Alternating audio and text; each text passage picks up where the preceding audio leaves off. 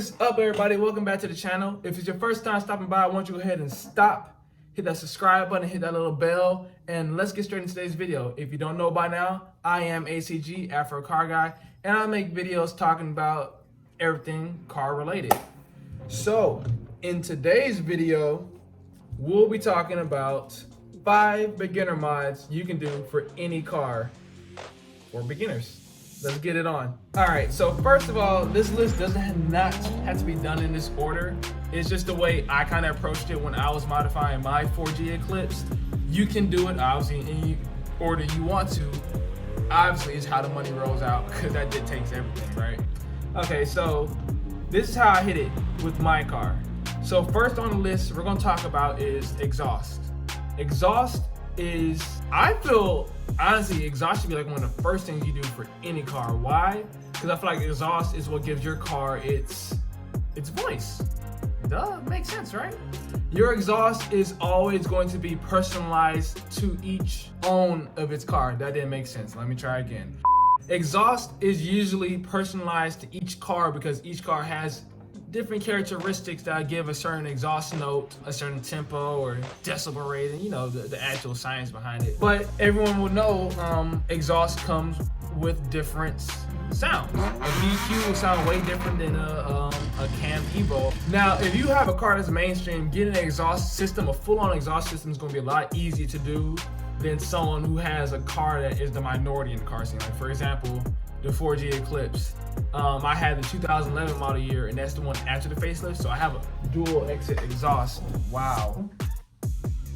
Since my car is such a minority, I don't have all the leisure of like a Tomei, Magnaflow. It's a lot harder for me to do certain things with my exhaust, whereas if you had a Mustang or a 350Z or BRZ, the sky's the limit with y'all, so y'all can literally tune y'all exhaust to any type of note you want, it raspy, verbally, all that type of stuff. Now, if you are the unlucky few to have a car that is the minority, usually the best you can do is just straight pipe it. Now, I'm not gonna lie to you and say all cars sound wonderful straight pipe, but most of the time you can play it off, considering that's what I do. You can cut off a muffler, you cut off a resonator, or you cut off both and just send it all the way back to the rear and hope to God it doesn't sound hideous. Next on the list should be air intake. Most cars, if not all cars, have some type of aftermarket air intake system you can buy. They can range from a cold air intake or a short ram air intake, or literally just an upgraded air filter. These can range between like, on the low end, like 250, 200, you know, depending on the car you have, where some go to like 400, 500, again, depending on the type of car you have and the type of motor that your car is built with. Now, the air intake is like one of the easiest mods anyone can do as long as you're mechanically inclined. It's almost a guaranteed power increase, torque increase, and you get little noises. Who doesn't like noises? Come on, man. That's all that without a turbo. What? But yeah, anyways, air intake is definitely something else to keep your eyes out if you're a beginner modder. Modding. When you start modifying your car, yeah, don't forget about your air intake. Then next, since we got exhaust, we got air intake in there, you got the breathing aspect of your car down. It sounds good, it's moving, you got a little eye candy under the hood. Next, you will need to lower that guy. Lowering the car is gonna give it that nice fitment. It's gonna give it that nice, when it's just standing still, like, dang, that looks good. Everything just looks better lower to the ground. And not only are you lowering it for looks, lowering the car improves overall handling characteristics. Now your center of gravity is lower, which means you can sweep them corners a lot faster, and the car is just gonna feel more well put together, especially if it's an older model car that didn't have sporty suspension to begin with. And when you're modifying a car, 9 times out of 10 is not some type of Lamborghini or super. It needs some tender love and care. All right. So coilovers can be had on the low end, like 300-400, on the high end, 3,000-4,000, depending how deep you try and get into it. Everyone doesn't usually opt for a coilover setup because, you know, some people, well, I'm not gonna say everyone doesn't opt for a coilover setup. What I meant to say is everyone is usually opt for the most expensive coilover setup because usually most people just want to lower their rides and the handling aspect just comes with it. But if you do want to go balls to the wall and get that $2,000-3,000 coilover kit, 9 out of 10 that's something that's like legitly for like time attack or autocross. So if you want to be that guy and actually drive your car and dial in your suspension, go for it. Next on the list is wheels. Now that you got your exhaust, your intake, your coilovers, you lower the car, now we gotta make them wheels look nice, because all that work would have been nothing if you're still driving on your little stock looking wheels, you know? Come on, man. You want wheels on the car now. That's what I did, and this is what I'm telling you should probably do.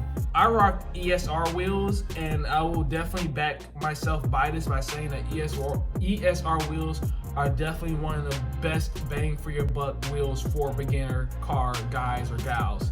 The reason I say that is because, yes, they're a rep wheel company, but if this is the wall to being a real wheel company and this is ESR, knocking on the door, guys.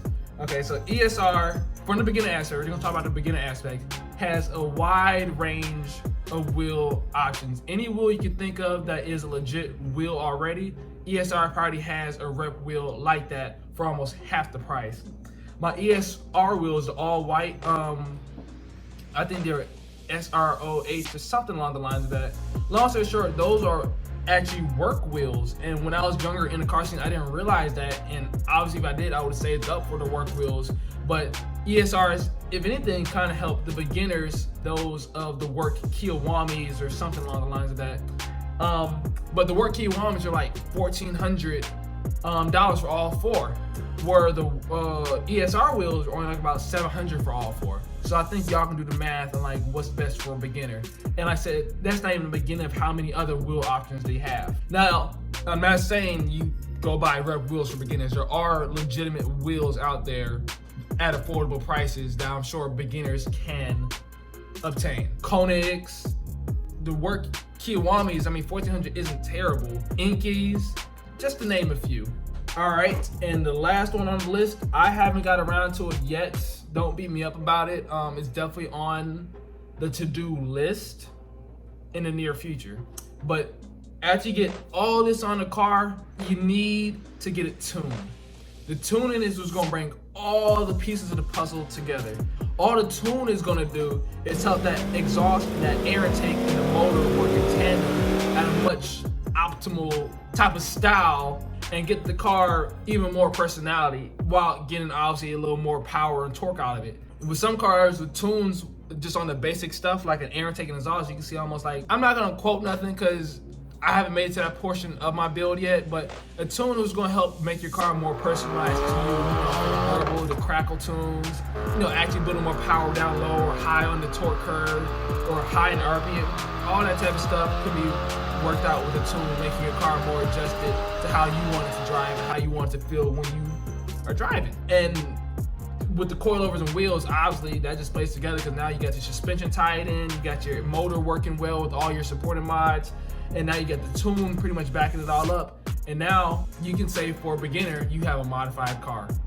But that's just the tip of the iceberg, guys. Really though, it's so much more to modifying a car. Like I said, these are just some basic beginner mods jumping straight into the sea for anyone who just picked up their newest car or are trying to get into cars. So I hope this video helped kind of shine a light on that. Like I said, none of this has to be done in a specific order, but I think these are things that should be done if you are willing to get into the car scene. So definitely keep your eyes open. If you're scared about money and stuff like that, don't worry, because a lot of these companies that do go with coilovers, air intakes, and tunes usually have sales and stuff like that during the holidays. So long as you stack up your money and keep your head on straight, these are very simple mods you can obtain. And I didn't even go into the whole spiel about the cheaper version of these beginner mods, like lowering springs or plastic dip the wheels or cutting your exhaust off. Like I said, these are just beginner mods.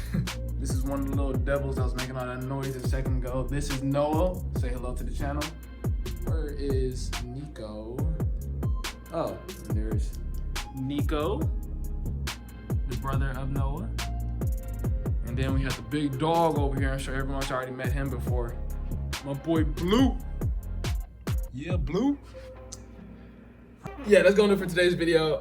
I hope you guys all like. Don't forget to like, subscribe, comment, share. I'll catch you guys next time. Oh, in next video, well, in the upcoming videos, you can expect to see some car reviews coming up, but sometime in February, you will be seeing us down at Z1 Motorsports, getting some little action going for a Q60, but I'll leave that as a surprise for y'all, and I'll let y'all just sit back and think on that. But anyways, I'll catch y'all next time. Remember, hold that dream.